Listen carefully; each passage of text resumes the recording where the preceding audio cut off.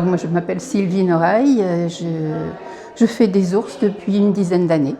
Puis je collectionne, je fais beaucoup de choses depuis l'enfance, je couds, je dessine, je bricole, je brode, voilà, donc j'ai énormément de choses et je me suis dit que j'allais faire un peu de tri dans mes tissus.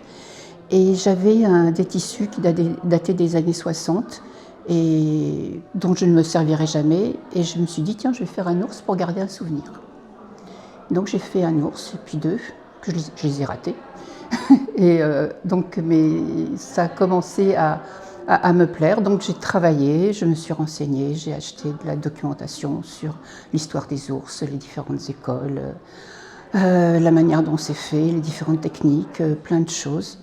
J'ai commencé à collectionner plein de choses autour de l'ours. Et puis voilà, petit à petit, ils ont pris forme. Donc ils sont un compromis entre ce que j'ai appris dans le dessin animé, parce que j'ai une formation un peu cartoon au départ, et puis le travail social, c'est-à-dire l'ours en tant qu'objet transmissionnel et transitionnel qui permet d'ouvrir à la parole, qui, en fait, chaque fois que je parle d'ours avec des gens, ils me parlent d'eux.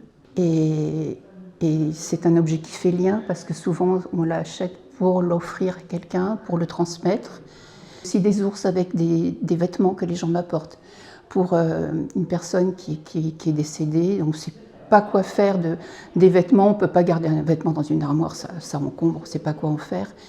Donc on fait un objet avec ce vêtement, avec un tissu qui rappelle la personne. Et ça permet de garder le lien. Maintenant, je n'utilise plus du tout de matière animale. La seule matière animale qu'on trouve dans mes ours, c'est le rembourrage, qui est fait en laine cardée, de moutons que je connais, qui vont mourir de vieillesse et qui sont aimés, qui sont les enfants de la maison. Voilà.